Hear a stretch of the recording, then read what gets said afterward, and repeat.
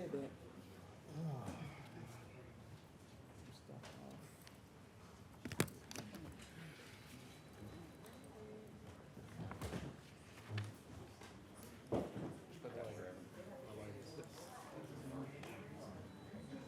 See, Mark's got that.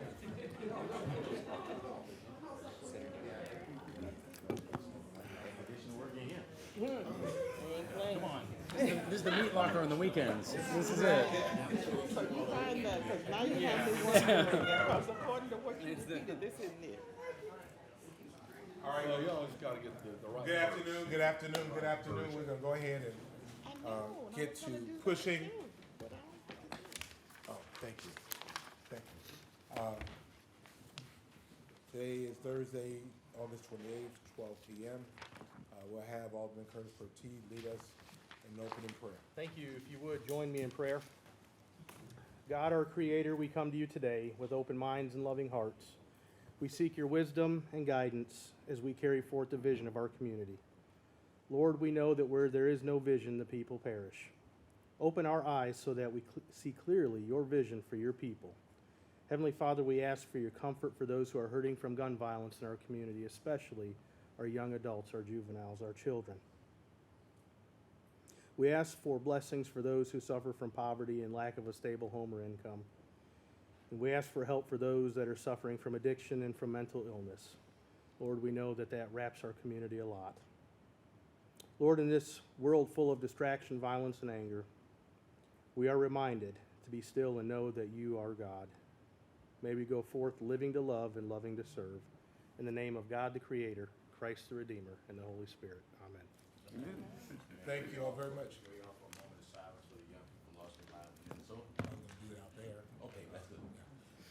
And thank you for that. I was actually in Minneapolis yesterday, when all of this was kind of jumping off, and I could tell you it was, nerve-wracking, to say the least, to have that level of violence to occur, particularly with those young people. So on our workshop agenda, we have a, Vision Zero update. Do we need an exec session today? No, sir. Attorney says no. No, sir. No, clerk says? No, okay. So it's just Vision Zero and any updates that you want to give us. So, Mr. Manager, it's on you, sir. Thank you, Mayor.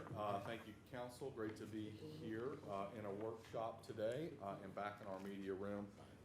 We're going to discuss today updates from our Vision Zero program to include traffic calming, as well as a report from Captain Beto and the police department on trends that we're seeing in serious injury and fatality as it relates to traffic-related incidents. So with that, I want to bring up our Chief of Planning and Economic Development, Faye DeMassimo, who will also bring with her team, Stephen Henry, Harold Taylor, and of course, we'll also hear from Captain Beto, as I said. So with that, Faye, please take it away. Thank you, City Manager and Mayor and Council. We are really delighted to be here today and to offer you this really important presentation. This is arguably, safety is always number one. It's the most important focus of everything we do.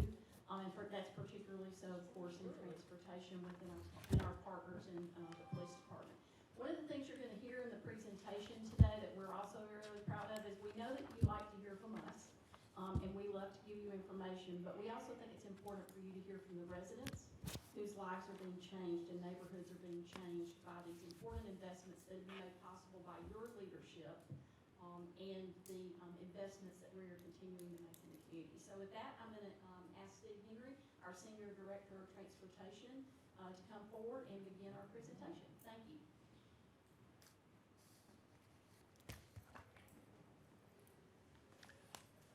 Good afternoon. Welcome. We're excited to be here today to talk about this important initiative. I just want to echo Faye's comments. We really appreciate the support and the guidance City Manager, Mayor, and Alderman have provided on this process. I won't take up much time, but I do want to introduce Harold Taylor Jr., who has done an outstanding job, has taken the lead on our Vision Zero initiative as our Vision Zero coordinator for the city of Savannah. So, Harold.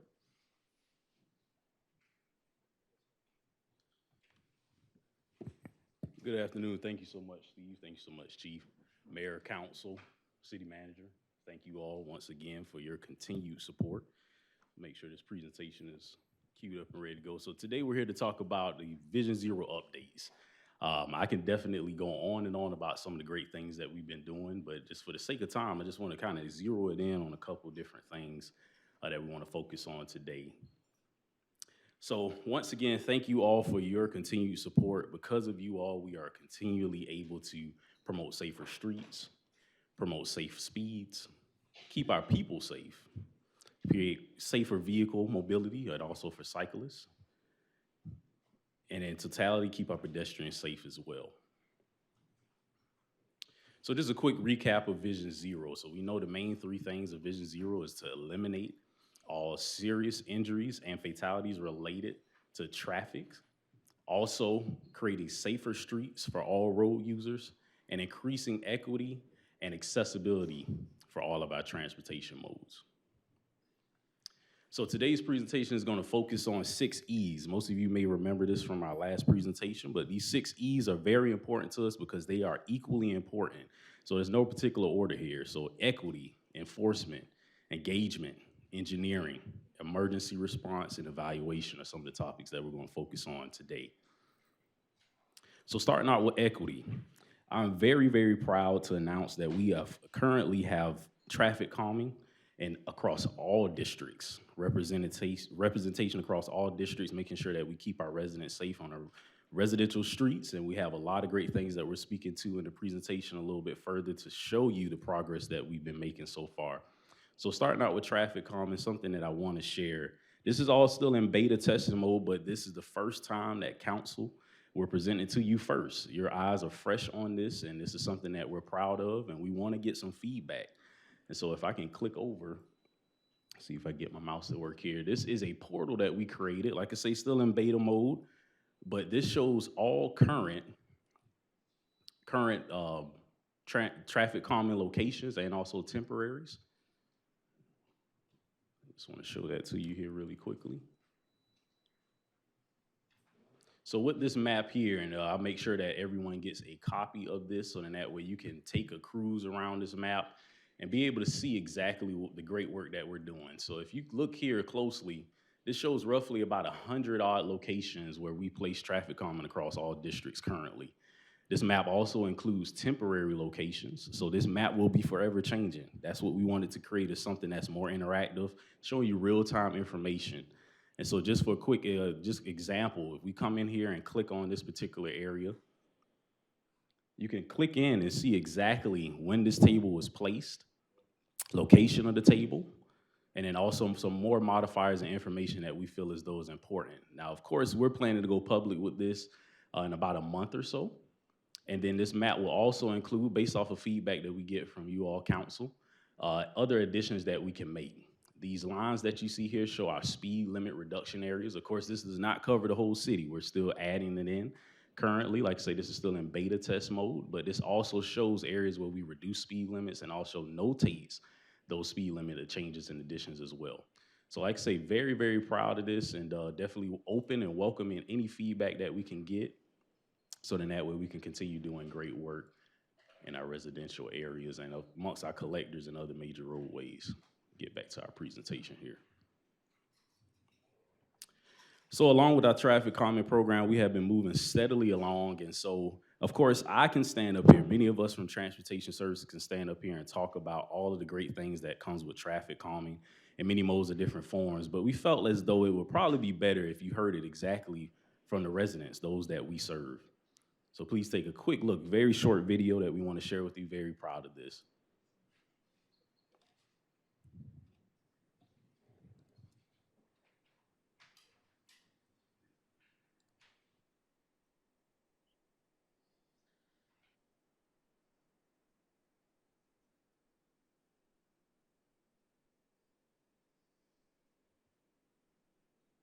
Out here, they do slow down. At the community association meetings, people say, well, yes, we actually needed those speed tables, and they're glad that they're there. It was actually pretty simple. Just contacted the city, and then from there I filled out a form, And then they came out and assessed the situation and then scheduled the speed hump to be installed. And people started slowing down pretty drastically. I think people are happy to have them. People don't like as much traffic coming through and how aggressive a lot of the drivers are here. So it's definitely calmed things down. So I think it's a very positive response. Cars would be coming by and they had no respect for even the children. The speed limit was 25 miles per hour. They wouldn't slow down for the children. And that got to something needed to be done. And I am so grateful that you saw that and that you act on it as quickly as you could and brought us to where we are now. I just thank God for change has come, and I'm just grateful, so grateful. So yeah, that again, just very, very proud of the positive impact that traffic calming has made, like I say, on our various residential streets. Full circle moment for me talking to many of these residents, started out in the beginning processes with them. And just a quick synopsis in this next slide of just kind of what we've done over the years. It's not noted in this, but just thinking about before even 2022, what you see there was a huge increase in 2023, and we're steadily keeping things going even till now. But before 2022, we only had 19 total traffic calming installations. That's spanning from about 2019 until 2020 or so. I know, of course, COVID had some impacts. But as you see of now, 2025, that's only of this month. We're projected to do a lot more. And thanks to this council, thanks to the city manager, and even thanks to the residents, we're resourced to do more. We just ordered an extra set of tables, and in that way we can deploy more at the same time. And so we're very, very proud of that. So you will continue to see these numbers rise. Harold, can I just interject to underscore that? Previous to the 2022 budget, where we first started, this council first started to invest in traffic calming tables, there were only 19 tables installed in the city. Since then, we have installed, I believe, 71 permanent tables. In addition to that, just in the 3.5 years since, with more on the way, and a greater ability to put the temporaries in and then to install the permanents behind them. So just want to kind of underscore that number and how much this program has grown since these investments from council. So it's not cumulative, this is just the singular, so there'll be another graph if you added them all together, what we would have, right? Correct. Okay. We can show that. I'm not sure that we've prepared that, but Okay. yeah, this is year over year what our operations have been year over year. Okay. Are we able to interject, or are we waiting until? Yeah, let you- I just wanted to emphasize that number, and we'll have plenty of time for discussion. Thank you. Thank you, sir. All right, so moving to the traffic calming process, just reiterating it, but before I kind of just let you see the streamlined process that we crafted to make this process a lot quicker as proposed to before, just to give a quick idea of how many requests we receive in traffic calming. So just for 2024 alone, we received 150 requests. This does not include duplicates. This doesn't include those that may be in the county. These are just physical requests that come to our inbox that we screen one by one to make sure that we direct particular attention, to make sure that we do data collection, and prepare these reports to be then sent to our traffic calming committee. Then the main thing is that we keep the residents first. So this is a resident-driven program, and I definitely don't want that to be missed. We give them the power to, of course, from start to finish. This application process starts with them, and then it finishes with them when it comes to implementation. And so that's something that we're very proud of. We push that forward because we want residents to make sure that they are the forefront of anything that we do on their residential streets. And so they're part of that approval process. Everything else that you see is stuff that happens behind the scenes with traffic engineering division. We do field inspections, we do the data collection, and we get all of this prepared for our residents. So then that way they can digest it and see exactly what's happening on their roadways. So talking about engagement, this is a big, big proponent of Vision Zero. I think of Vision Zero is still fairly new. I know it was adopted in 2022, but of course we still have a lot of work to do to making sure that every resident, that's my goal, every resident of the city of Savannah knows about Vision Zero and the great work that we're doing to keep them safe on our roadways. And that's for all road users. So as you see here in the pictures, we're touching lives all the way from our children of Savannah all the way up to our senior citizens, making sure that they have the proper knowledge of how to operate on our roadways, and then the kids, being sure that they're trained up in the way that they understand traffic safety. We're also glad to mention that we have kicked off our Savannah Vision Zero Advisory Committee. We are very, very proud of that. This is separate from our internal committee.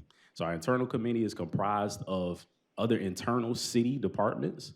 Also, public safety is a part of that as well. But it's advisory committee, and these names that you see on the board isn't just everybody that we're closing and capping off to. This is open to more stakeholders, and the goal is to grow this. But this is just where we're starting, and we're off to such a great start. These stakeholders here have given us so much opportunity to take a closer look at what they deal with day to day as it regards to traffic safety, and being able to share their resources with them. So definitely very, very excited. You will be hearing more from these stakeholders. They will be the ones that are helping us make decisions based on, of course, doing data collection and best case practices on our roadways. So this slide here just, of course, encapsulates just a little bit more of what we're doing behind the scenes as far as engagement. So big shout out to our communications team. They're making sure that they keep Savannah Vision Zero on the forefront and keeping people informed of what's happening across our streets, showing the impact that we're making when we're going and visiting these community centers. Even you see some pictures of the collaboration that we have with Savannah Police Department, their traffic unit, getting those Savannah Vision Zero decals placed on their traffic unit fleet vehicles, and their partnership in helping us ensure that we're keeping speed limits down across our residential and major collectors, other roadways that have seen speed limit reduction. So I want to jump into enforcement. So enforcement is a big proponent of what we do in traffic engineering. So one thing that we're very, very proud of, and once again, thank you so much to the council for approving last year the big undertaking of reducing speed limits on our streets, our residential areas. We know that speed kills, and that no resident in Savannah should feel unsafe when they're walking down their streets. They should feel safe when they're walking down the sidewalk, or walking their children to the bus stop, or walking their animals or pets down to the closest neighborhood dog park or area to just kind of relax. So enforcement helps us with that. So that big undertaking of the radar permit, reducing those speed limits across more than 75 residential, collector, and local streets. We changed over about 400 signs across the city of Savannah. So our team has been doing diligent work to make sure that the residents and also visitors of Savannah are aware of those changes. And of course, we've added some extra school zones, and so we're happy to, of course, enforce that, because we want to make sure that our kids are given a safe route to school and feeling safe when they're leaving, walking back home, or catching their buses. So this is more of a PSA piece. This is a most recent PSA that we pushed out through the communications department. Of course, enforcement has begun on June 15th for our speed limit reductions. So this is just a reminder to watch those speeds. So traffic safety is a shared responsibility. I want to emphasize shared, because that means everyone in this room, everyone that's watching this video, everyone that will watch this in the future. So drivers should obey speed limits and yield to pedestrians and crosswalks. Pedestrians should also use crosswalks and exercise caution before stepping out into the roadway. And cyclists should ride with traffic when available and always stay visible. That's just something that we want to push. That's a constant message that is shared with Vision Zero, because of course we're promoting traffic safety first. So jumping into another E, this is an important player in traffic calming for sure, but that's emergency response. So I want to paint the picture of Savannah Fire, medical, running a call, making sure that every second counts. This particular patient may be having a stroke or a heart attack, and in those particular situations, every second matters. And so we bring Savannah Fire to the table and making sure that they make decisions on if a particular location of a traffic calming measure will impact their travel time or their response times, and we make sure that's a collaborative approach. So Savannah Fire works with us very closely. We definitely want to give them their kudos and their our appreciation to them for helping us with the traffic calming program and being sure that they look into every single request that we bring forth to them, so then that way we can keep streets safe, but also not impact their response times at the same time. So next I want to introduce, skip back to the last slide. Next I want to introduce Captain Bradley Bettle of Savannah Police Department to talk about some of our collision data.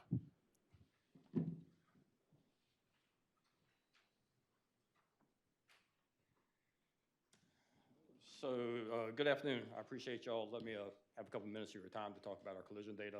I would like to thank you for your support and your dedication to traffic safety. I've been with the Savannah Police Department going on 27 years, and this is the first time in recent history that we as a city have taken a holistic approach to trying to keep drivers safe on the roadway. So thank you very much for your collaboration, your efforts into this.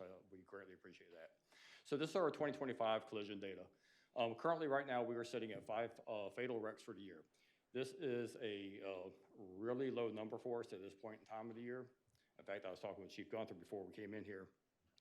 If we make it through Labor Day weekend, this will be the first summer in known history that we have made it through without anyone dying on our roadways in Savannah.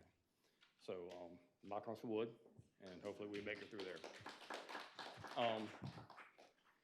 So these numbers are as of July 31st. So as of July 31st, we've had 21 serious injuries. 6 of those are non-serious injuries that we've adopted, and we have 32 TIU investigations. So TIU is our traffic investigation unit. We investigate all serious injury or fatal wrecks within the city of Savannah. Our current numbers right now, we're sitting at 25 serious injuries. Now that may seem like it's kind of high. Only 2 of those are life-threatening. We adopted the other ones because they are life-altering injuries, so we're going to follow up on those, and most of those are prosecutable, so that's what we're doing with those. This is our TIU investigation summary. This kind of breaks it down percentage-wise. So 66% of our investigations are serious injury wrecks, and then 15% obviously are fatals, and then we have 19% that are non-serious injuries. And this is our collision and injury comparison chart over the past 3 years since we've adopted Vision Zero. So as you can see, this mouse, I'm trying to find it. Give me a second. There it is. So as you can see, we have the red bar right here. These are the number of collisions that we have had in 2022. We had 14 collisions resulting in 14 fatal injury or fatal wrecks or 14 injuries. We had 22 serious injury collisions resulting in 27 serious injury claims or victims, as we can call them. And then in 2023, we had a little bit of an anomaly right here. We had 19 collisions resulting in 19 deaths and 44 serious injury collisions resulting in 44 serious injury reports. You can see the numbers started to drop, and this is part of where Vision Zero is starting to kick in and some other collaborative efforts where we went into 2024. We have 14 fatal wrecks resulting in 14 fatal deaths. And then we had 21 serious injury collisions with 31 serious injuries reported. And this is where we're sitting at right now at 5 and 5, 21 and 26 total injuries from our wrecks. Looking back at our numbers across the city of injury wrecks that are reported that are non-serious injury wrecks and just minor injury wrecks, from 2022 to 2024, we are down 22%. Across the city. That is a tremendous number, and I attribute that to our efforts through Vision Zero.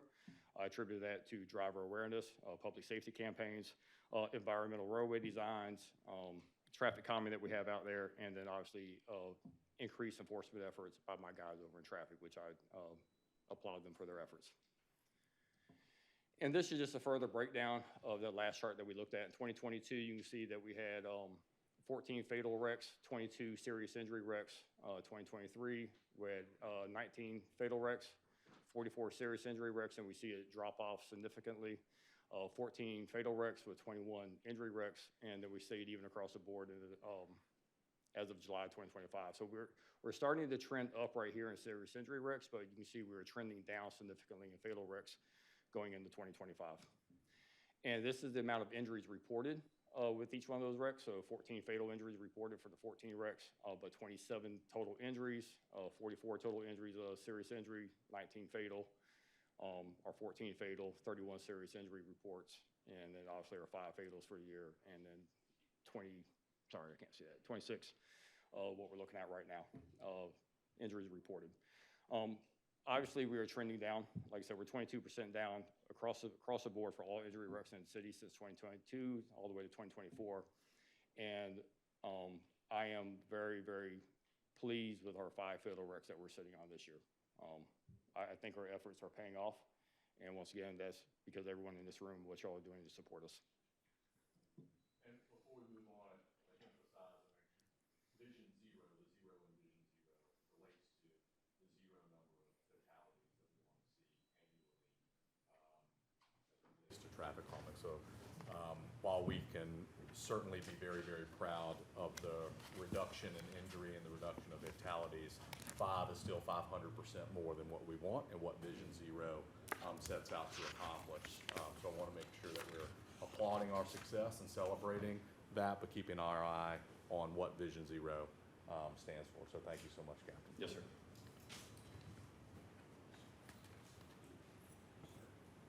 Thank you again, Captain Bettle, for that. Also, jumping into the last 2 E's, engineering and evaluation. I paired these two together because they go hand in hand. So leading off from the numbers that you saw that Captain Bettle presented to us, with every single crash that happens on our Savannah roadways that has serious injuries and fatalities attached to them, we receive an actual report. We receive an email from our traffic investigations unit straight to our inboxes for us to review based off the investigative reports. As soon as we receive those investigative reports, we do a field assessment.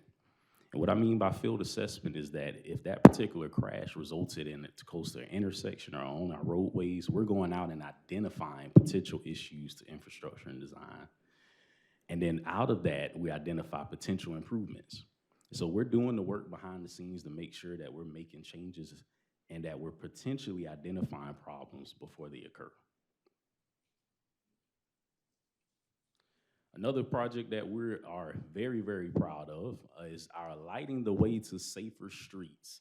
If many of you remember, we did an installation in the past over at the crossing of Liberty, across to the Savannah Civic Center from the Liberty Street Garage. And so that's a lighted crosswalk design. And so we decided to take a different approach, of course, to still pushing lighting and safety.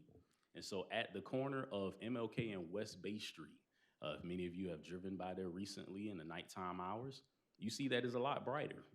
And that was on purpose. Of course, this intersection has made itself susceptible to many crashes over the years. And so we took a different approach to making sure that we take note of the crashes that have happened and make a change. And so this was promoting safety. This is a Vision Zero, part of our Vision Zero promise. And so this is just one particular area that sees a lot of heavy pedestrian traffic. It also amounts itself to some driver-viewer conflicts when they're seeing pedestrians when turning. And so we wanted to make sure that we can increase that safety and visibility. This is also coming to other intersections as well. So you'll see this spreading out. We just installed one recently on East Broad and Liberty. And so that one is active. And so we're still taking notes of several other streets that need this type of enhancement and making the necessary adjustments. So next I want to jump into some of our safety projects as it coordinates with our action plan, Savannah Vision Zero Action Plan. So our Safer Streets for All grant that, of course, we were awarded and very, very proud of for 37th Street, which is a high injury network. The data that's been collected, 15 intersections, spanning across 50 intersections, of just a high crash injury network. And so, of course, with this particular grant, this is going to allow for us to make various safety enhancements. So some of these plan upgrades may include some crosswalk enhancements, some bicycle lane additions, some updated traffic signals, some vehicle to technology, to V2X technology for our vehicle connectivity. Just a different couple of things that'll span across this whole corridor to improve safety and give a safer mode of transportation for all of our road users. Another project that we've been working closely in partnership with Georgia Department of Transportation is our Montgomery Street project. So this is spanning, the parameters are kind of changing. We're still sitting down with them trying to flesh out some different ideas. But just to kind of give you an area, general consensus of where this safety project is planning to take place, it's going to span somewhere between Thackeray Place and we're trying to see if we can extend it all the way to West Victory Drive. So this would be the same thing, looking at different plan upgrades as far as adding in some raised medians to mitigate some of the crashes that have happened in this particular corridor. Promote that sense of safety by adding bike lanes throughout and improving the sidewalks. Creating an actual wider section so then that way those that decide to walk or bike feel a little bit safer going down Montgomery Street. And this is all going to be funded by GDOT. So we're still in preliminary stages of this, and this is just kind of a shared design of just that preliminary section of what we're looking to have done.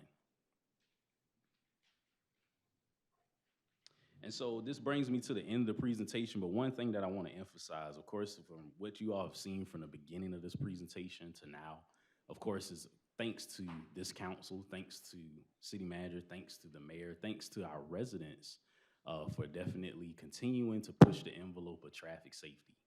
But one thing that I definitely want to mention, echoing the statements of the city manager, is of course, Vision Zero is focused on zero. So the numbers that we saw, of course, we're happy about them trending down, but think of those numbers as someone that may be related to you. We want to keep that in the forefront. These are all numbers of people that are a part of our community or visitors that come to visit us. And so we want to ensure that we see those numbers go down. We don't want to impact the future of anyone else's families or how they come to Savannah or how they view Savannah based off of the numbers that we see here. So let's keep pushing forward to keep Vision Zero at the forefront. And let's keep making sure that traffic safety is a part of our Vision Zero promise to the city of Savannah. Thank you so much. Thank you, Marilyn, for getting into questions and discussions with the council, but also want to note the 3 logos there on the ending screen, especially as it comes to traffic calming. The fire department is instrumental in making sure that we can approve and put traffic calming in places where they are still going to be able to respond to calls for emergencies within the 4 minutes that we want to get to everybody. And they've done a really, really wonderful job being a yes partner on traffic calming and not a no partner, and finding ways that our apparatus can and our engineers can move over those traffic calming devices on the way to save somebody's life while being able to still lay them down. So thank you, Chief Kitchen and your team for that. And of course, Chief Gunther and all of SPD, the traffic unit, Captain Beto on down. It's just amazing work that you're doing all over the place, and a big partner in Vision Zero. So I want to thank those 2 chiefs. And with that, happy to have any discussion and answer any question that the council has. Thank you, City Manager. I want to first say thank you to you and Chief Fay and our traffic engineer who heads up and been doing it for a long, long time. Mr. Henry, thank you so much. Mr. Taylor, you bring this freshness of traffic calming, and we are so appreciative of the residents and our council and mayor, so appreciative of the work. And with seeing you, Chief Beto, I believe. Captain. Captain. Beto. Promoted him, Mayor Pro Tem. Thank you. Thank you so much for your presentation on today. Just a collective circle and working together, as the city manager has stated, is really changing the way traffic calming and Vision Zero is going on in our city. Alderman Liggett, and then Alderman Pertee. Thank you, Madam Pro Tem. Thank you, Mr. City Manager, Harold, and Captain Beto. I think the elephant in the room probably gonna come from all of us. Where are we now with the sinkholes that's popping up in the city? Thank you. I'm saying that because we can't actually have an effective Vision Zero unless we start talking about the streets and how they're cracking. And they're not part of traffic calming. I know, they calming traffic though. And great question, and thank you for bringing that up. Sinkholes, let me define the terms a little bit. A sinkhole is something that happens in geology where the earth changes and causes a hole in the surface. A cave-in occurs when infrastructure fails. So what we've been seeing lately are cave-ins on our streets because of the immense amount of rain that has fallen this summer, has washed away under sections of some of our roadways and have made those roadways weak. And when heavy vehicles move over them, they fail. Unfortunately, sometimes we can only know about a weak spot in our roadways only when they fail. So cave-ins are something that unfortunately exists, especially exist in places that have a lot of rainwater like we do. And we were looking into all of the kind of the cave-in numbers and history that we've had since we've been kind of collecting data, and I'm going to share that with council as soon as we're done collecting that data. One of the big things that we have done lately to try to speed up the response to cave-ins and other type of utility cuts which impact our roadway is doing better coordination and contract coordination between our water resources and utility departments and traffic and street maintenance. A lot of the repairs that are happening in our streets aren't happening by street maintenance, they're happening actually by our utilities and water resources, because we're having to get down into our stormwater pipes or to our water and sewer pipes to make repairs there, and we have to cut into the streets. That's the same is true with cave-ins. A lot of the times those cave-ins are due to stormwater infrastructure that has been kind of overtaken by the water. It washes out the roadway underneath it, and then you've got a weak point in the road where I was, shared a picture of a few years ago where we had a street sweeper, Savannah street sweeper fall into a cave-in as well when you see those heavy vehicles. So that coordination is going to help, as well as I know council is continuing to consider, and we're bringing more information back in a couple months related to a stormwater utility, which is going to provide, which could provide steady revenue and capital programming in order to keep our stormwater system better maintained, upgraded, and expanded in order to handle the rainwater that we're seeing and will see in the future. Harold, on the dashboard that you have, there's nights also. Do we have any tentative locations able to be on that slide? Because I see a couple of places that's missing on Park Avenue between Atlantic and Paulson. That's missing, and a couple other places that the resident has sent in some requests. I don't see them on that map. The traffic on the portal. Yes, sir. Yes, sir. So we could make those changes, like I said, steadily changing. So those may be forthcoming just based off the data that we're collecting, making sure we have approvals across the board from fire and also from the traffic on committee. I know when we got started in 2019, 2020, we were asking about the traffic calming, the devices, and we had a problem with supply chain. Are we up to par now? Yes, yes. So, yes, with approvals of some of our budgets and some of our contract modifications, we have been able to resource ourselves with more tables that we can install. So we have ordered extra pieces, so then that way we can deploy more tables at the same time. The only things that we face now in the field is just making sure we make the pieces, the tables wider or more narrow. So that's why we made the decision to order more pieces. Process has become more streamlined. It's better for the residents and the public to put in for traffic calming devices. Yes, and that's something that we've definitely been majorly focused on, is making sure we keep it simple. That way the resident is focused in the beginning. We do all the heavy lifting in the back end, and then we represent it to them once we have the design completed, once fire has approved for that location, and then implementation. So we try and keep it within a pretty quick time. It does take time, but we try and keep it within a very streamlined process to where it keeps everything moving forward in a hastily manner. Okay, Mr. Mayor, is it possible, Mr. Mayor, Mr. City Manager, for us to, I guess we take a tour through our neighborhood associations to have Harold and their team and Chief DeMassimo to come through and help the residents more realize the better streamlined process with having the traffic calming devices? Yes, sir. Alderman, I think that's absolutely what our goal is here. I know that Harold is out in neighborhood associations all the time, and in conjunction with Lita Coleman and our neighborhood liaisons, who are also trained up on helping neighborhood associations move through the traffic calming committee process.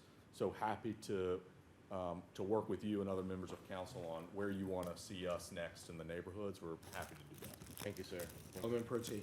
Thank you, Mr. Mayor. I think it's, I thought it was a year ago, but maybe it's been 2 years since I stood up and gave my very fiery speech about traffic calming. I'm glad I don't have to do that today. I'm actually quite impressed on what I'm seeing. I know there's still some work to do, but I think we're moving in the right direction.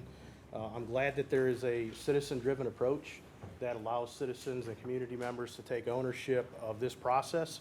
So let me ask this question. I've got some more comments and a couple questions to ask, but for this question, when a person submits an assessment, how long does that take before we see some sort of action behind it?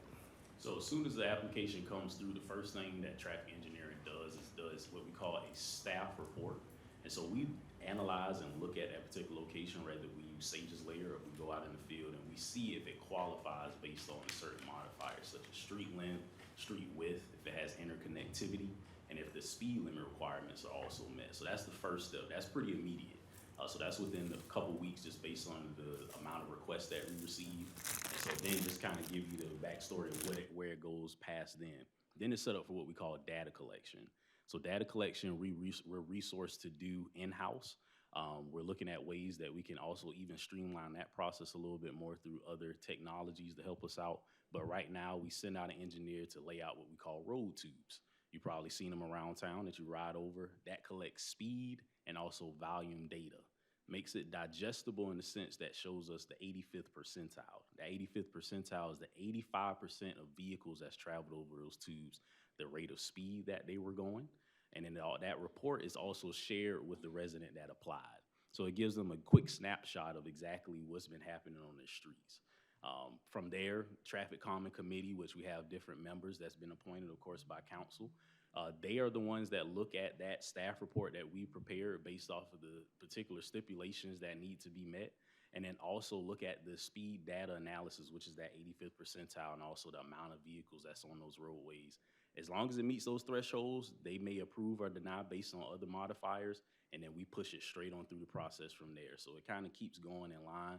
The one thing that I do want to mention is that when you go back and look at the numbers of traffic calming installations that we have done, last year we were projected to do more. The only thing that we ran into is, being that this is a resident-driven initiative, we have some opposition, and that's fair. We want to keep the resident informed and at the forefront of traffic calming. So a lot of times people may want traffic calming in their neighborhoods, but they may just not want it in front of their particular property. And so sometimes we run into those issues to where we don't just end it there. We always try and figure out a different way that we can maybe shift it to the neighbors. Maybe they may be more in support of that table, but sometimes we have to take that and null and void that particular project just because we can't find a location. So I just wanted to make sure I mentioned that. But the process, each step through, it hits the resident almost 2 to 3 times to make sure that we are ensured that they are in support of that particular device before we get to the finish line. I appreciate it. I'll emphasize, if I could, which is something that Harold kind of said, is that not every place is suitable for a traffic calming device. That has to meet certain requirements from a traffic engineering standpoint to be suitable. So that where we may see residents who really want a traffic calming device in a certain place, it may not be engineerily feasible to be able to, or recommended to put a traffic calming device there. Thank you, Mr. City Manager. And I will say this process for traffic calming is a shared responsibility between devices, enforcement, and design of the roadway. And of course, where we can't have the devices, we need more enforcement. Where we can, we should be able to design a roadway or design a street in a manner that allows for safe pedestrian crossing, that allows for the flow of traffic, but at the same time, safe speeds. Something else I was thinking about, and I know that it's hard because it's hard to keep fully staffed at a police department anywhere right now in this area, speaking from personal experience too. But some things that I've noticed with traffic calming lately, we have a lot more speeders on the roads. And it just seems to me that with the growth and the development in our area, we're seeing a lot more traffic, a lot more cars on the roadway. As I see cars coming into the south gateway of the city, which is Abercorn and 204, I'm seeing people come down 204 extension into the city at speeds of about 70 to 75 miles an hour. And then they're coming right into a 45 mile an hour zone. Our traffic folks from Savannah PD are working diligently in that area, but they can get to it when they get to it. They have to service the entire city. We need to start thinking in terms of how can we spread that resource around or add to that resource at this point, because we need more traffic officers, or, you know, we need to be able to give our officers the tools to be able to handle that when they're not responding call to call. Because there are times where they could be doing that when they're not responding to those calls. The other thing is, and I would think this, I'm sure I'll probably ruffle feathers when I say this, but people speed in the area and they don't stop for police because they know they can. It's about changing that behavior, and it's about when they run from the police, they keep running because they know that we're not going to stop them depending on the type of circumstance it is. One of our neighboring jurisdictions just were able to purchase a device to put on the front of their patrol cars to slow vehicles down or stop a pursuit immediately when it starts. And oftentimes we know that when these cars are speeding and they're breaking these basic traffic laws and they don't stop for police, it's oftentimes because they have a gun in the car. They've committed a crime. There's something linking them to something higher than that traffic stop that would necessitate some further action. So I think we need to start thinking in terms, when it comes to policy and procedure, in terms of allowing some of these officers and allowing the department to do what they need to do to be able to enforce the law and make us safer. I know the statistics on police chases. I know the statistics on that stuff. I help write policy on that stuff. But when we are seeing this trend in our city, we can't policy ourselves to death and tie our officers' hands from doing their job. So I think we have to be a little creative in order to help our folks be able to do that and to keep our streets safer. So please look into that. What's that device that you were? The grappler. The grappler? Yep. The other thing I will ask is if we can get a monthly traffic calming report that will go out to all city council members so that we are aware of what's been installed, what's coming, what's on the horizon, and areas that may be of concern. We'll absolutely do that. Yeah, but it had to be in conjunction with the map. We would definitely make sure Okay. that you all updated. Thank you. Appreciate Mr. that. Melger, I will, nothing changes behavior like a traffic ticket. And so to that end, I think that law enforcement officers have to make a judgment call about what's the most important thing at that moment. You know, we entrust them with that ability. But we also have had resources coming here. Georgia State Patrol loves being here. Matter of fact, yesterday I saw one sitting on Geechee Road right at 516 and 37th Street. I mean, he was catching them as soon as they hit that curve. I mean, he was right there. You couldn't get, matter of fact, I was concerned that they would cause a crash because they would just, and I mean, he just had them. Yeah. And, you know, and so I think, you know, bringing those folks in, I mean, that's what they do. That's what they do best. They enjoy doing it. And I think for us, you know, people don't like it. When I get the calls about people getting tickets, was it us? No, State Patrol. Well, that's State Patrol. The Sheriff's Department has significantly upgraded in their traffic enforcement and interdiction units. So I think, you know, yeah. Roadrunner Yeah. strike team. I mean, so I think that helps us as well to be able to address, but I agree with Alderman Pertee. I mean, you know, it depends on just how far you want to go into that. Because we want to stop, we don't want to chase, we don't. But then again, we have to make sure that people remain safe because there is a legal responsibility we take on when we do that. The second thing I wanted to just lift, and I don't know if I had to step out, and Harold, thank you, it's a great job, sir, is I hoped that we would create as a baseline to get to one day the founding statement that around every school and every park in our city, there should be traffic calming devices. I mean, everywhere else is everywhere else, but I mean, we know where kids congregate, and we know where they hang out. And so I think hopefully we can get to the point beyond the other stuff that people just know that you can't speed around a park, you can't speed in the vicinity of a school, and as a founding principle that we can get to the point where we can say one day that every park, every city park or amenity, community center or school, that we have traffic calming devices around them for places that allow it. Yes, sir, and I've heard that from council. It's something that we're working on for the '26 budget and an initiative that we're working to include in Savannah GPS. Yeah, and again, I mean, I know it'll take some time to get there, but it is something we can reach. We can probably determine when we reach there. Obviously, volume. I mean, I think in this case it's very scientific. And the other thing was dealing with the sinkhole, and they've become much more prevalent around the country. The weather conditions, the amount of rain, I think you're right, in terms of the rain that ground has just been taking is shifting a whole bunch of stuff. I did not know whether there was anything out in the technological world that could just randomly test the stability of ground underneath, that could predictably, say that, hey, this ground has shifted, or this ground is weak, or the stability of this ground is questionable, that we might be able to predict those before they happen. I don't know if technology's out there, but We're aware of some features and looking into those pretty aggressively. There's a sonar system that predicts pocketing in certain areas. and just ride it around. I mean, because it would not be unreasonable to think that it won't happen again. We have just received that much rain, and I mean, this rain has to go somewhere. And the fact is, being a New Yorker, I'm familiar with potholes because it snows, and you put snow on, and you put the salt on, and then after a while, it gives away. And so, with this much rain, I mean, and you just really don't know when or where or how it's going to happen. A car probably could have rolled across and been fine that day at that moment, and then a bus, which is a heavier capacity vehicle, it's an issue. So Yes, sir.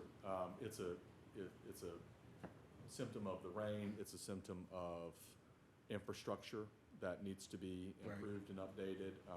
And it also is that we've got to be able to invest in the technologies to help us be more proactive. So we're working on the proactive piece. We're also working on making sure that we're better reactively when those sink-ins and cave-ins happen, that we can repair the roads very quickly. But I appreciate it, and just to the team, I appreciate y'all's response to it. I think it was comprehensive in the communication of it. So I just think, in those cases, I mean, I think you did what you do. So to all of y'all involved, thank you for that. Alderman Palumbo. Oh, thank you, Mr. Mayor. Thank you, staff, so much for your presentation. I wanted to echo the sentiments of the table of a remarkable and very thoughtful presentation. Even the presentation itself, the graphic design, the testimonials, going above and beyond to really share those stories. And that's what it's all about, is making residents happy, keeping them safe, and it's encouraging to see the affirmation that the investments are working to save lives.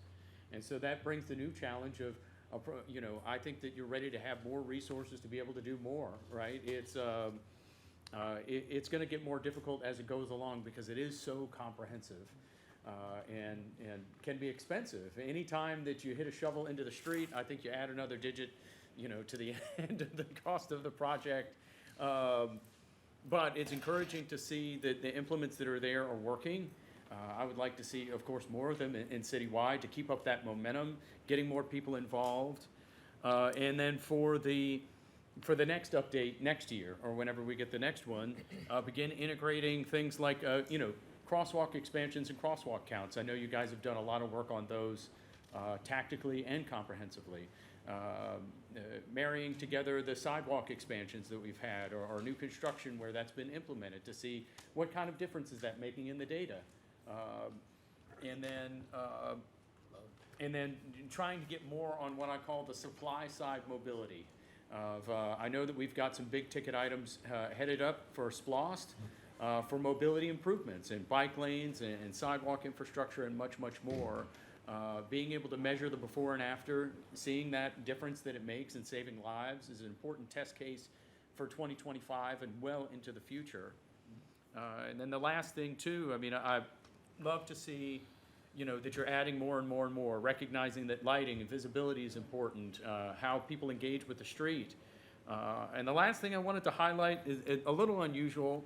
I think something working in our favor are the temporary traffic calming measures that we have in the city right now. And that's new construction, drainage implements, that we have street closers. We have a lot of shovels hitting the ground in Savannah. And I think that that's made a difference in the data as well. And that I want to make sure that we don't get caught up and say, all right, job well done, and then move to the next, and then the data pops back up. It's all comprehensively helping in the same direction, but I think that it's great improvement to see, and I would love to see you guys get more resources well into the future to let it scale and let it keep growing. Alderman Bell? Just curious, thank you for your presentation. In the process down under resident action, yeah. I was curious as to whether or not you require a certain percentage of neighbors or the residents in a block or whatever to sign on or to agree to install even a temporary device. Yes, ma'am. So that's a great question. So for the temporary devices, what we do is we do the data collection, we make the plan, and then on our end, to speed up that process, that's when we implement that just for traffic engineering standards, because it's a test and trial period.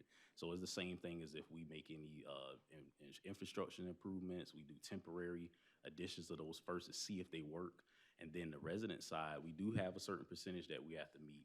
So let's just say we have 4 residents or 5 residents that's impacted by that particular device. Before we move to permanence, we have to have 50% plus 1.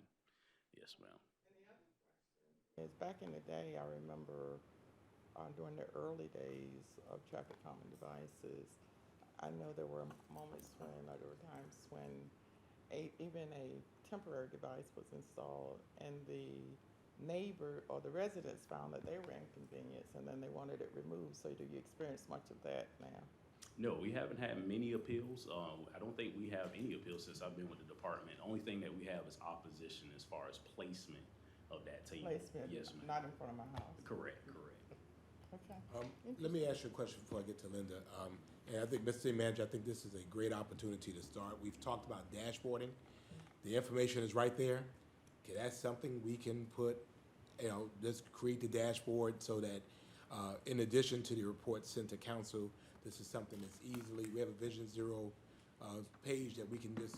Yes, sir. Okay, I mean. And the map, right, as Harold discussed, is beta form, and we're sharing it with you for the first time. But when it's set to go live a month from now, it's going to be open to the public and will include information and data and statistics there. But it's a map that they can go in real time see where traffic calming devices and Vision Zero improvements have been made or are planned to be made. Well, just the investment since 2022, it's pretty significant. So we want to make sure that information is out there. Thank you. Alderman Wilder-Bryan. Good morning. Please tell me your name. I didn't hear it. Harold Taylor. Mr. Taylor? Yes, ma'am. Thank you for your presentation. The missing piece for me, if you live on an arterial street, the final process has to be approved by the fire department. Correct. Right.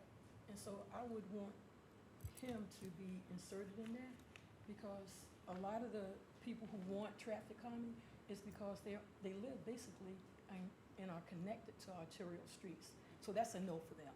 And so is that part, you just got a sentence in, is that part of the application that you tell people from the beginning so they don't go through that process? Do you cut it off there?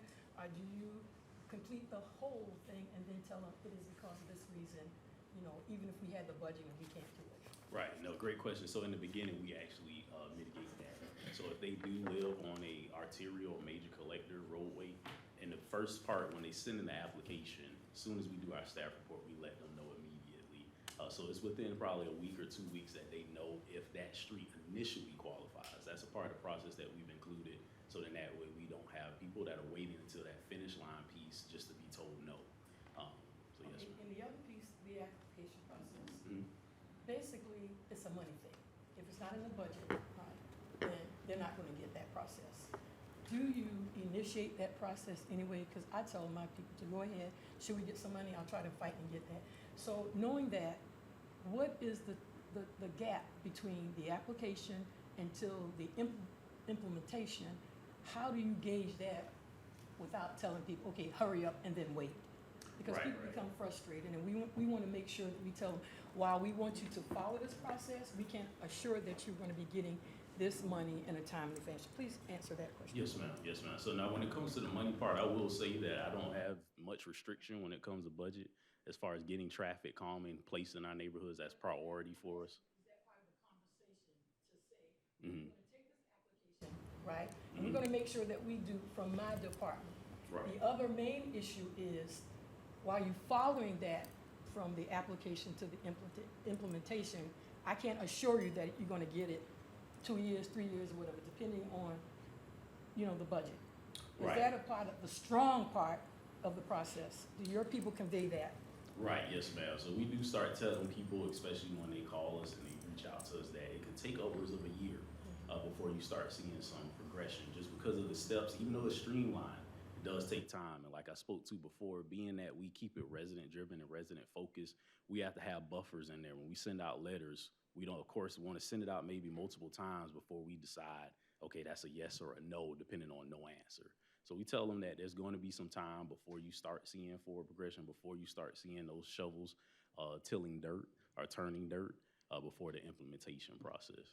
So the only final question that I have, we all know from personal experience, when we put the traffic, the permanent one, then what happens is, and I hear, thank you for the presentation, I hear your strategic plan, it's very clear, right?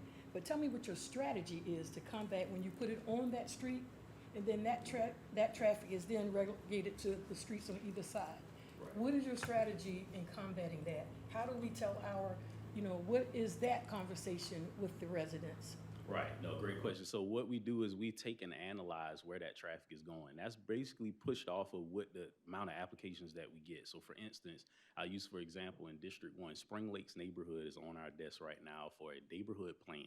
And that's based off of the amount of requests that we received. So within that particular neighborhood, we saw that there were some discrepancies, not really discrepancies, but some issues as far as driveway impacts or stormwater utilities. So we can't necessarily go into that neighborhood and place traffic calming measures. What resources do right now, which is the speed tables, we wouldn't be successful in doing that. So what we're doing is getting with our particular, our project manager that we have in-house and looking at creating a plan that's outside the means of just speed tables, because of course traffic calming includes other measures than just the tables themselves. And so that's things that we're looking at as far as strategy. So of course our goal isn't to just push traffic to another area, but right. And so we take that data, and so that helps us figure out where do we stop? Where do we stop the traffic before it starts funneling into other areas and creating problems elsewhere? So we're getting back into that neighborhood plan approach just based on what the data shows us. So then that way we don't have tables just kind of haphazardly on every street, but we're mitigating the problem at the same time. Mm-hmm. Okay, when we initiated the cameras and the cautions around the schools, to piggyback on what the mayor said, I actually got 2 tickets, and you cannot get your driver's license, not your driver's, your tags without getting that. Didn't know that. But what I'm asking you, is it harder to get approval for that type of mitigation from the state legislature as opposed to finding funding to put the traffic calming in? And so, working smarter, have we compared the apples to oranges to see in those high intense dense areas, can we just put those cameras up? Because nothing really, like the mayor says, and I assure you that everybody's agreement, is hitting somebody's pocket. What would be the easiest route? I'll start and let Harold follow up from his expertise. Currently, the state only allows speed cameras to be in school zones. No, I get that. Yeah, Just and can I think petition for that you can, yes, we can petition that, and I think you see in other jurisdictions where speed zone cameras are allowed in more places, that you see an impact on speed and behavior, because like you and the mayor said, nothing changes behavior like a big fat speeding ticket. Of course, there are folks who don't like speeding cameras, and that's understandable, but I think that we've continued to talk to the state about our success with speed zone cameras and the results that we see around school zones when those cameras are on. So, I don't know if you have anything to follow up with there. before you say that, who's gonna be handling our eggs and issues with our state legislature? Is Mr. Shearhouse still gonna be doing that, or? Well, have you Chief decided? Shearhouse is absolutely going to be help leading our intergovernmental affairs. I absolutely appreciate that. Yeah, but we're going to hire him some help, obviously, because he's been promoted, and so the intergovernmental affairs director,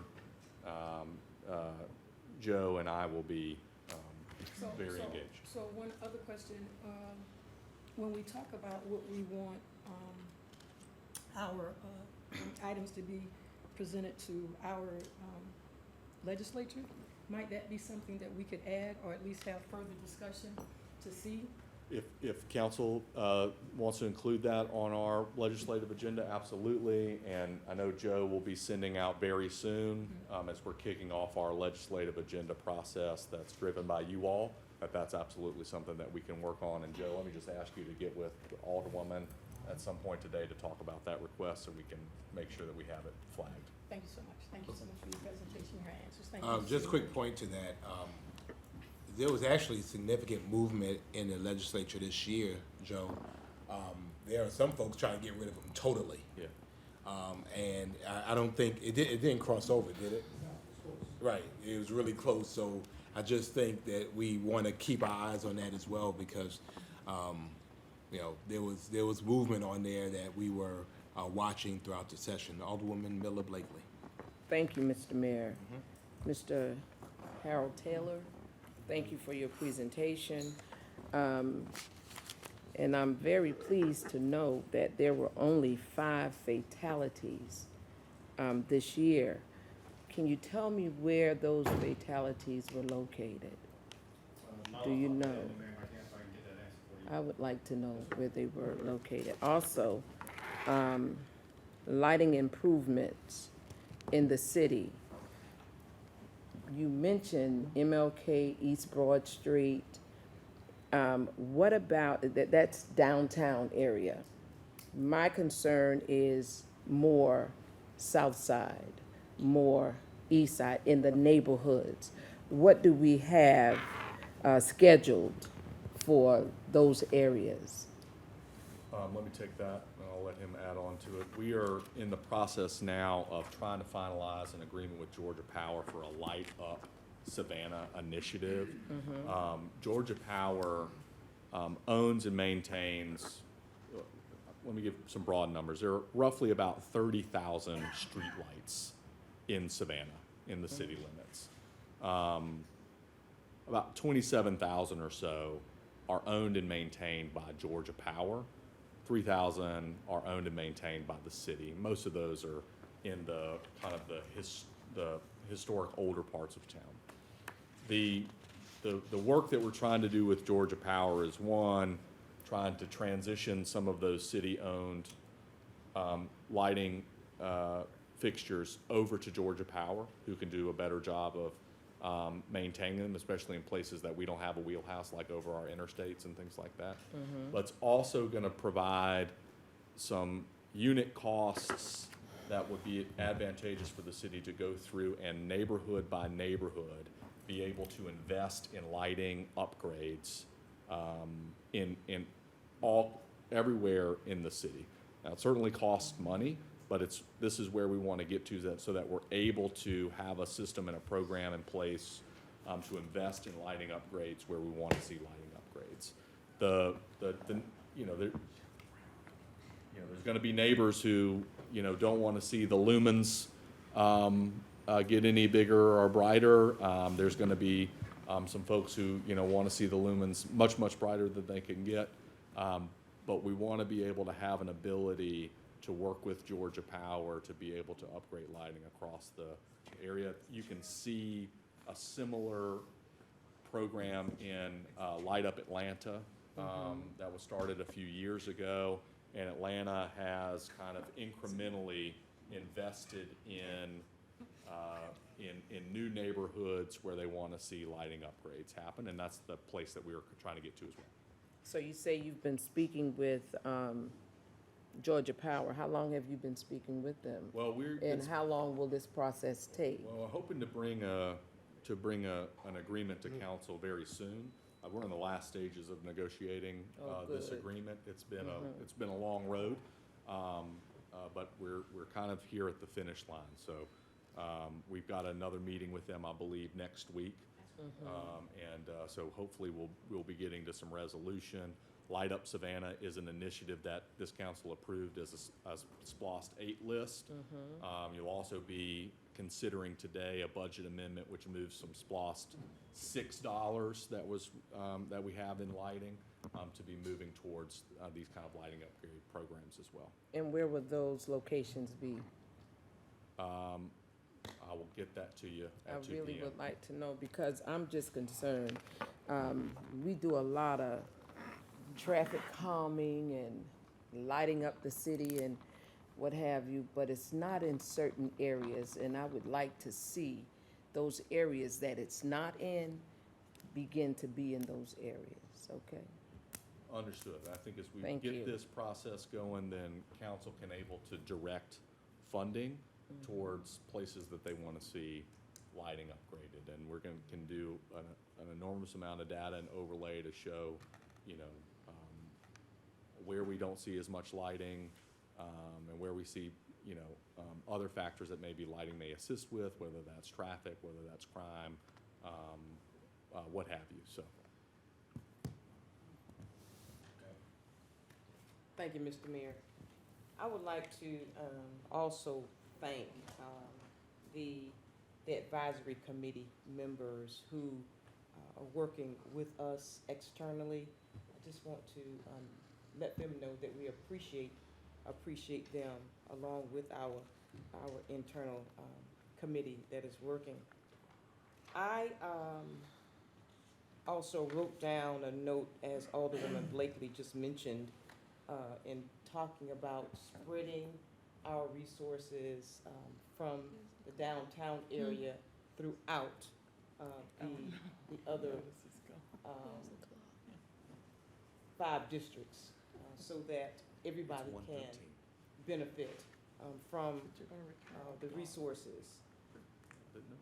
The traffic calming has, as you all have shown, has gone from a small amount of traffic calming to just having this whole department working on us and working with us, and just our constituents are very, very pleased with what they're seeing. I want to also thank our committee that, what is the Traffic Calming Committee, that worked real hard with the city and listening to the concerns that come to your department, and they get in the groups and decide on where these traffic calming devices are going. So I want to commend them and their time with the traffic calming committees. The last thing is the enforcement, the slide on the enforcement. You said that there were 400 signs that were changed out, and I would assume you're talking about the speeding signs. Correct. Speed limit changes as well. And how do we change the behavior when folks are they've been breaking the law, already with doing 50 miles an hour in a 25 zone, but changing these signs and bringing it down? How do we get a grasp on the changing of behavior? I know tickets, because tickets really change my behavior. If I just get one, that's all it takes for me, and it's there for the rest of my life in a place where I get a ticket. So I got one of those tickets in the speed zone, in the school zone, and I have zero problem in slowing down in that school zone. So we don't have to talk about it now, but I just want to put that in the middle of the table. Just how do we continue to change the behavior as we are changing these signs out and lowering the speed zones. Thank you all so much. This is just an excellent presentation today and worthy for our constituents to know what Mayor and Council, along with Team Savannah, is doing in reference to their request of traffic calming. Thank you. All right, Alderman Lanier, and then we're gonna wrap up. Thank you. Mr. Taylor, thank you for your presentation. Good job with that. When you spoke about equity when you started up, and this says that increase equity, so it's a process and we're working on that. But do understand that we haven't achieved the equity. We've achieved some equality in that every district has traffic calming. But if we start talking about how much, then we'll look at the equity numbers and let's gauge that. Because when I got elected for the first district, you all remember me saying often, we had zero traffic calming devices in the first district. And I heard you say in your presentation, the increase was like 71 or something like that. And so that's interesting and that's good because we have achieved placing some of those in the first district. You had Ms.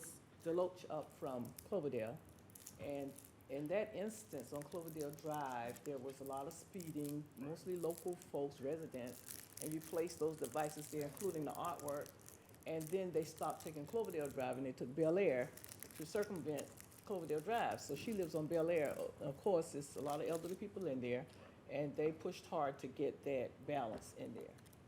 So Cloverdale has there's some other areas in there that they would like to have some traffic calm, but it's a process. Kyla Brownsville was the first district neighborhood to receive some when we had that large investment from that nonprofit. And so everyone was looking at there, so we had to do something there.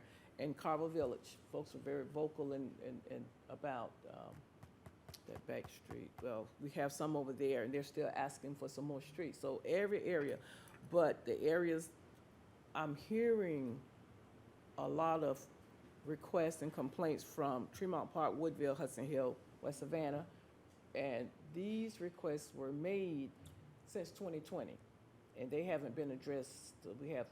We've had some speed limit decrease, and that's good. I have a question about that too, but these other neighborhoods, and we had a situation where in the beginning there was a practice at one time where all the people, elected people, your aldermen, could request traffic calming, and obviously all over the city you see all that traffic calming. So I'm sure that worked for them then. And then it changed where it had to be the neighborhood presidents requesting the traffic calming devices, and that changed again to the residents who live in that particular street or block. So it was almost like the book, Who Moved My Cheese? You know, every time we tried to achieve acquiring some traffic calming in certain areas, the process changed. So what I'm hearing does not reflect what I'm hearing here, what I'm hearing out there. And I think we have just as much or more contact with citizens than you all. However, my testimony and what I'm hearing, the testimonies I'm hearing from my constituents constantly. You know how much I come to you about these issues on traffic calming all the time. It's not what I'm hearing and here, it's just like night and day.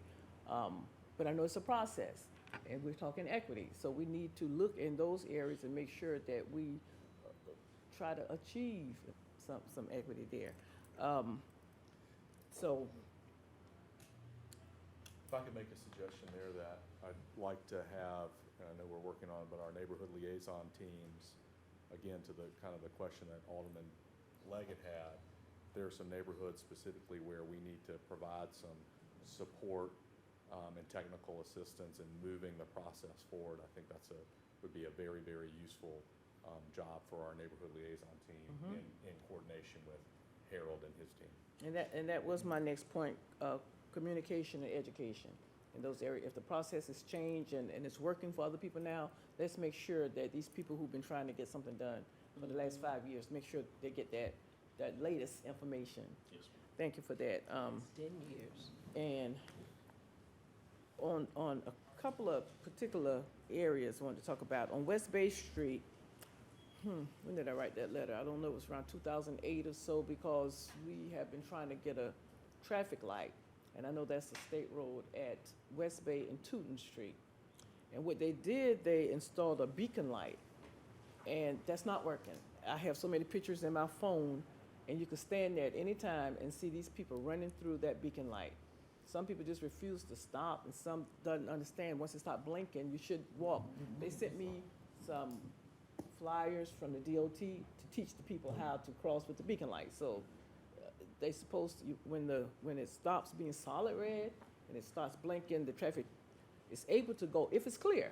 So it's a lot going into that, and people don't know, they don't have a clue. We got people running it every day, and people are walking in the crosswalk. Now, around on Louisville Road, we're getting a traffic light there, and it's built in. I mean, the operation, the people aren't in the dorms yet. They just got the road for the port, and already they got a light, and it's nobody even walking in there every day. It will be, I'm sure, but we installing a light anticipating high pedestrian traffic and high truck traffic, but we got people around here getting killed in what was one of the highest corridors in the state, and asked for a light and couldn't get one. So the preference is still a traffic light at that corner, because the beacon light is trying to force people towards the stores, and everyone, they're not going to the stores. They just want to cross the street at the corner and go to someone's house or wherever they're going. It's a high foot traffic area. I just wanted to mention that, so we can pay that a little attention. And then we talked about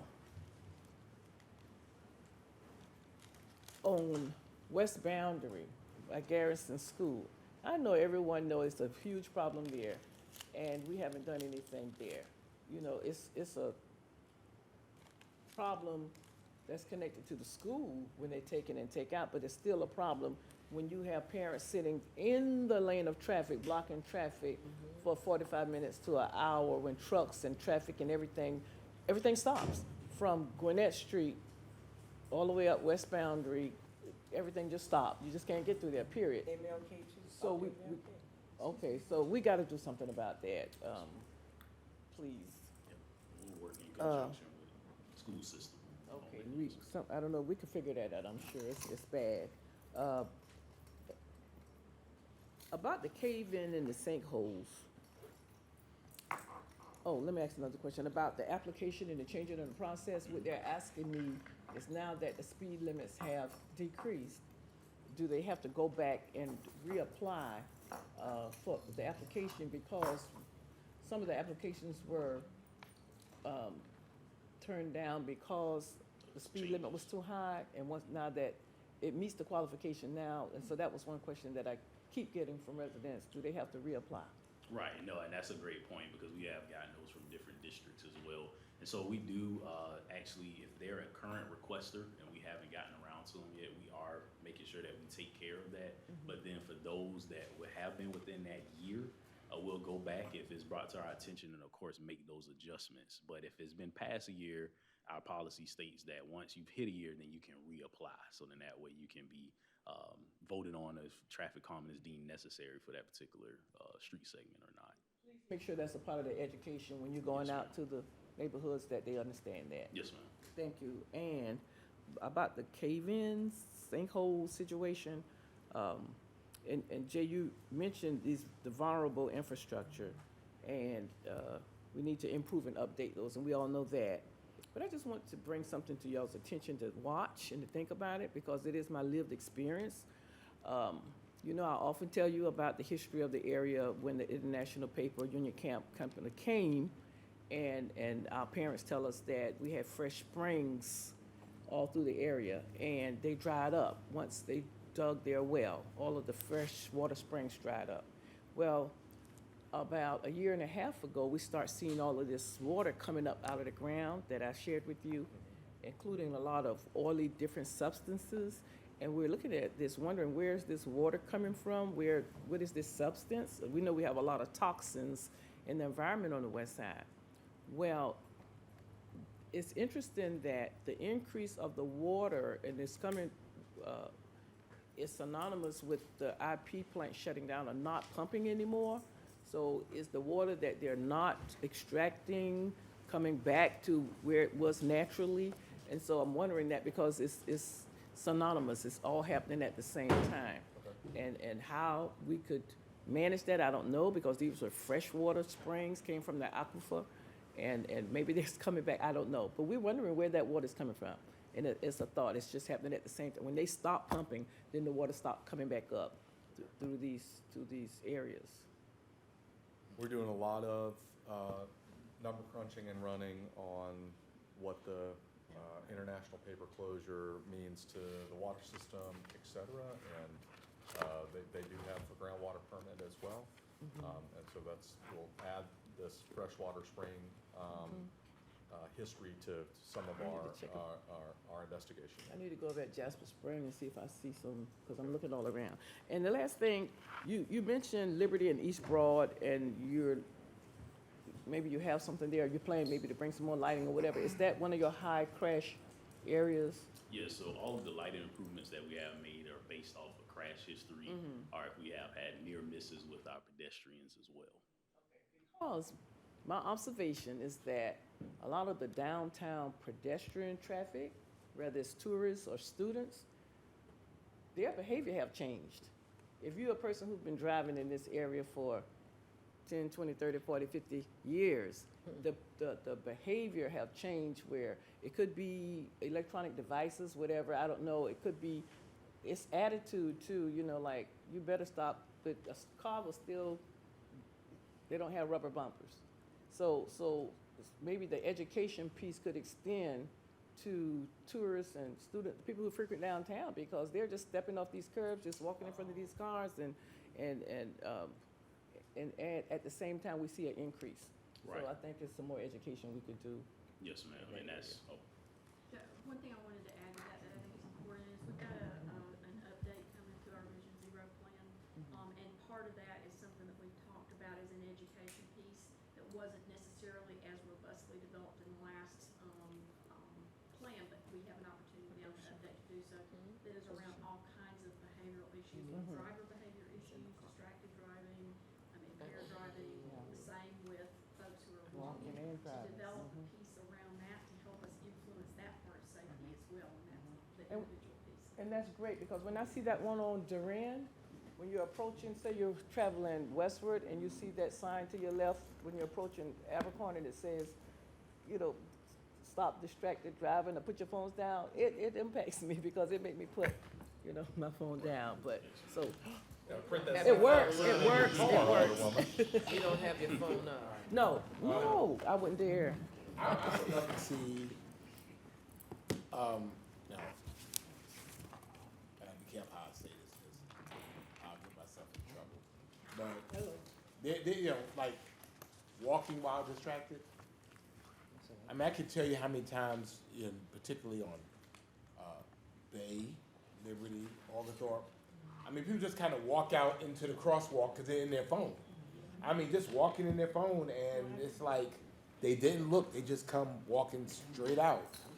And I'll just leave it like that, But That's very true. I think the truth of this is that a pedestrian is going to hurt a car much less than a car is going to hurt a pedestrian, and that we've got controls around how we can move vehicles. So I think you see a lot of focus around that, but certainly the education around pedestrian safety is key on that as well.